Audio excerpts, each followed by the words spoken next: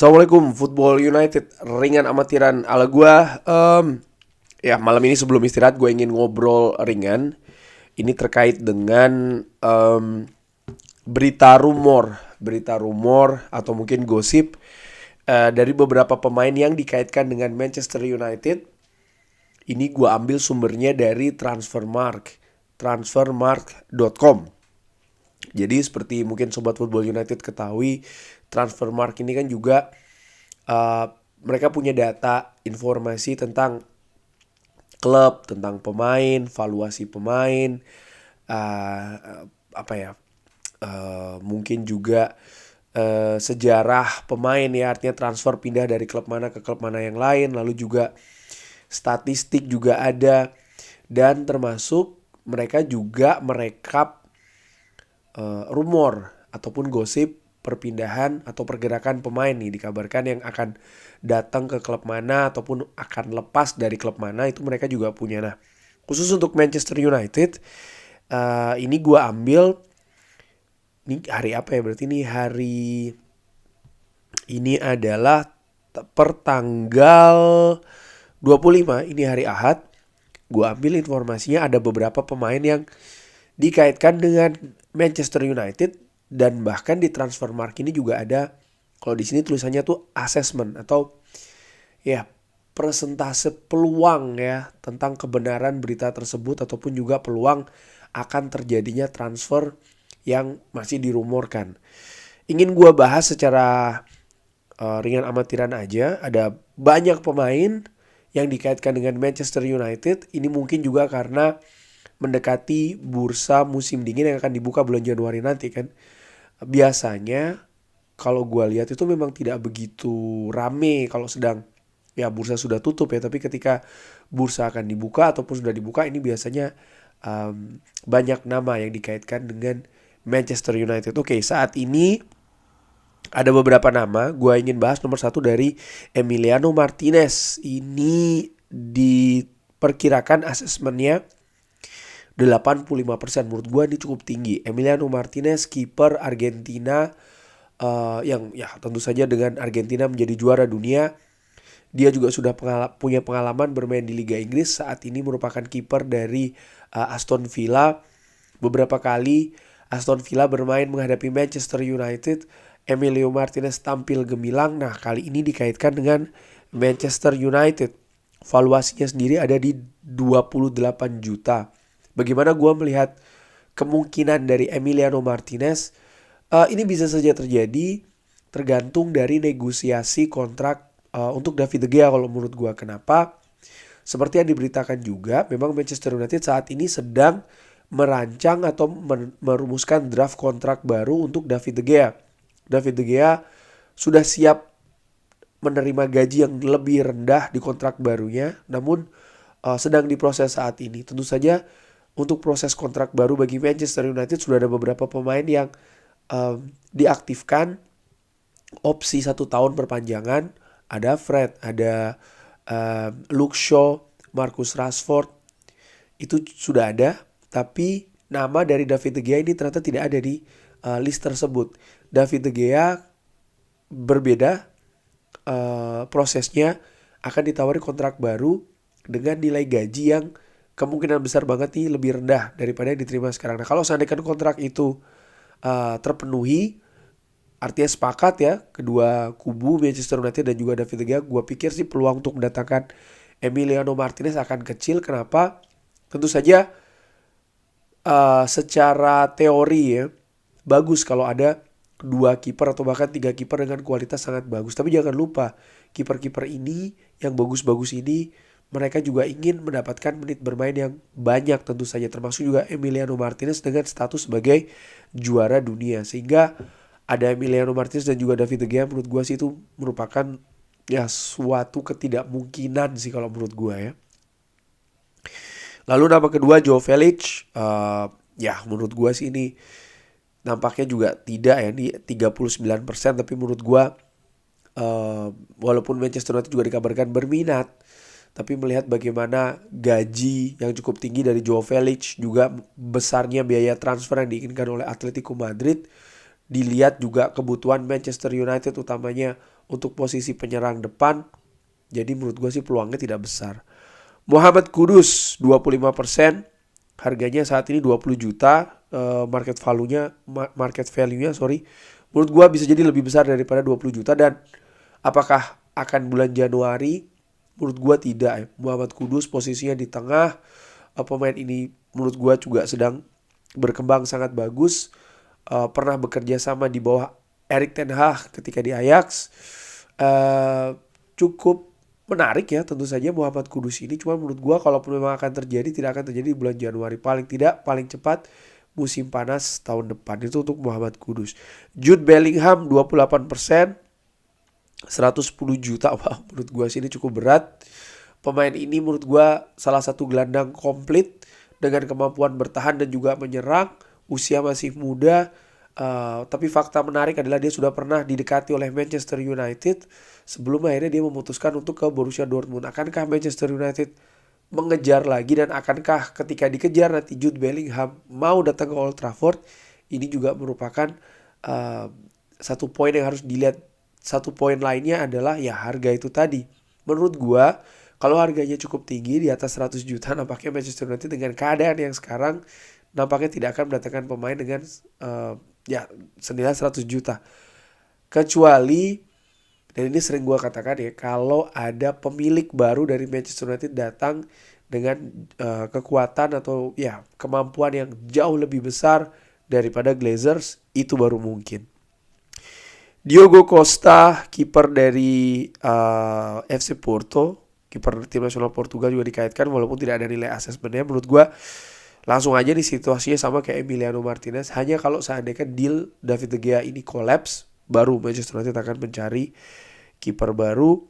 Kylian Mbappe 180 juta, 34% asesmennya atau peluangnya menurut gue lebih kecil dari itu. Kylian Mbappe transfernya pasti akan tinggi, gajinya juga akan tinggi. Gue tahu dia pemain yang komplit, pemain yang luar biasa, pemain super bahkan. Secara teknis tentu saja akan sangat bagus bagi lini depan Manchester United, dan juga kualitas tim secara keseluruhan.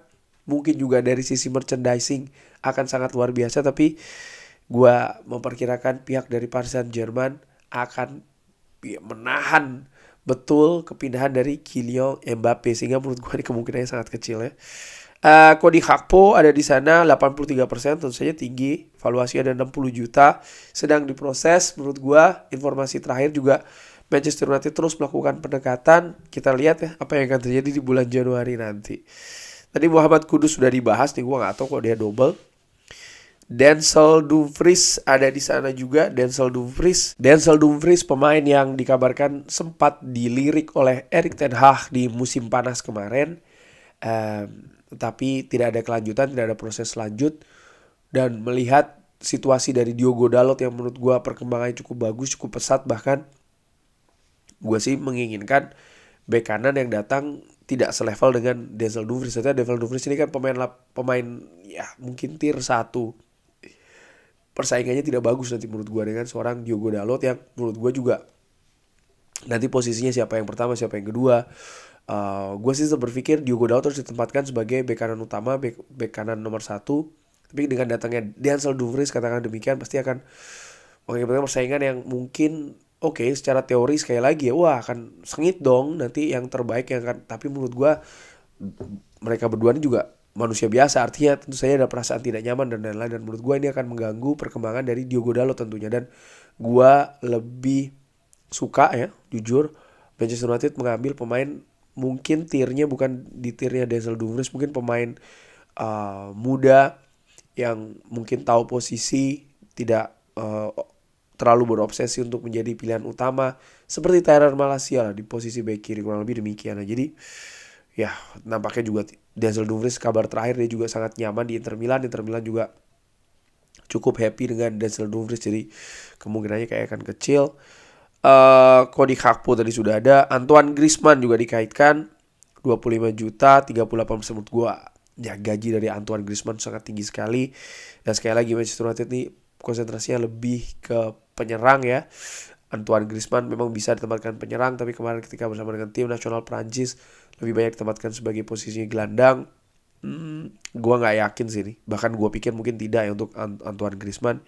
Jan Sommer sempat dikaitkan dengan Manchester United. Kiper ini kiper bagus sebenarnya, cuman nampaknya dikabarkan akan diambil oleh Bayern Munchen. Itu kabar terakhir yang gue baca, karena ya kiper utamanya cedera, butuh backup, butuh kiper juga yang punya pengalaman, bisa memberikan uh, immediate impact atau impact secara langsung. Walaupun gue sebenarnya suka dengan Jan Sommer ini sebagai katakanlah pesaing ataupun juga backup dari seorang David De Gea, karena dia sudah uh, punya pengalaman bagus, kemampuannya juga oke, dan menurut gue ya mungkin dengan usianya dia sekarang ini tidak tidak terlalu obsesi katakanlah demikian untuk menjadi kiper utama dari Manchester United.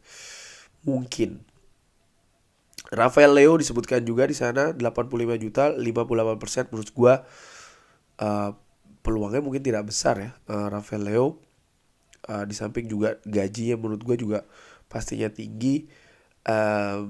Nilai transfer menurut gua valuasi 85 juta ini bisa jadi akan lebih tinggi lagi, melihat AC Milan tentu saja akan menahan ya Rafael Leo, dan juga sang pemain menurut gua juga nampaknya belum ada atau kabar bahwa dia ingin meninggalkan AC Milan sih. Sehingga menurut gua kalaupun terjadi transfernya nilainya akan sangat gila-gilaan, sehingga menurut gua kecil kemungkinan ini akan terjadi. Christian Pulisic 28%, 38 juta valuasinya. Ini bisa menurut gua melihat situasi dan keadaan Christian Pulisic di Chelsea. Sempat dikaitkan dengan Manchester United di musim panas kemarin. Manchester United ingin meminjam tapi Chelsea ingin menjual dan akhirnya tidak sepakat, makanya tidak berlanjut prosesnya.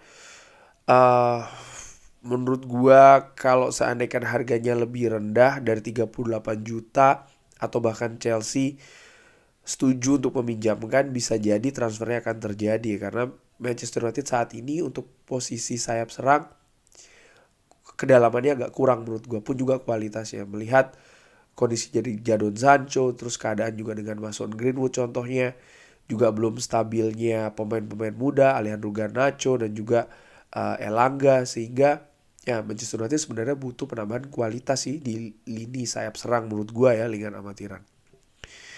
Martin Zubimendi ya 40 juta, tidak ada nilai assessment, dan gue pikir juga nampaknya tidak akan terjadi.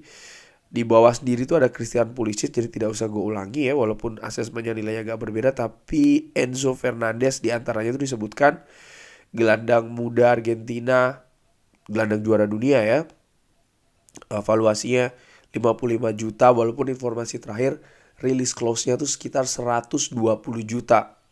Sekarang 25% asesmennya atau peluangnya. Gua melihat Enzo Fernandez kalaupun akan diambil oleh Manchester United nampaknya tidak akan bulan Januari ini. Bulan Januari nampaknya Manchester United akan sangat berkonsentrasi fokus mendatangkan penyerang ya. Di mana kabar yang gua lupa gua baca di mana. Jadi sebenarnya rencana awal itu adalah baru musim panas tahun depan mencari penyerang baru, dengan asumsi Cristiano Ronaldo akan bertahan sampai dengan summer musim depan.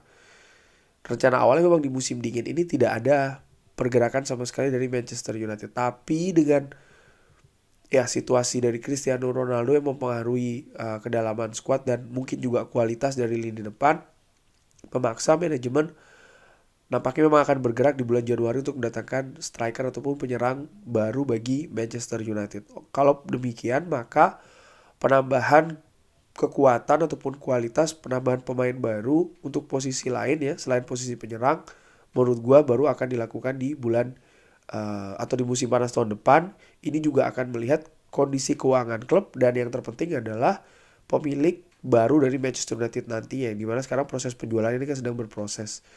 Termasuk juga nanti ketika akan mendatangkan pemain-pemain seperti kayak Enzo Fernandez ataupun juga pemain-pemain lain ya di posisi tengah yang mungkin harganya akan tinggi. Jadi untuk Enzo Fernandez sekali lagi ini menurut gua rumor ataupun gosipnya mungkin akan, kalaupun memang betul tertarik, baru akan diproses uh, musim panas tahun depan. Sekali lagi kalau betul Manchester United tertarik. Tapi kalau menurut gua pemain ini pemain bagus, Manchester United butuh penambahan kualitas juga tentunya di lini tengah. Tapi ya menurut gua sih dengan amatiran belum butuh untuk artinya lini tengah ya untuk bulan Januari ini, mungkin untuk musim panas tahun depan. Kurang lebih demikian. Bagaimana menurut Sobat Football United, pendapat dan juga komennya? Seperti biasa, drop di kolom komen. Jangan lupa yang belum subscribe, like juga. Oh ya, gue ucapkan juga terima kasih ucapannya, eh, ucapan semoga cepat sembuh, dan saran-sarannya juga terkait dengan kondisi gue. Alhamdulillah sekarang sudah semakin baik, dan gue doakan juga Sobat Football United sehat-sehat terus, sehat-sehat sekeluarga. Sekian dulu, terima kasih. Jangan lupa like, subscribe. Assalamualaikum warahmatullahi wabarakatuh.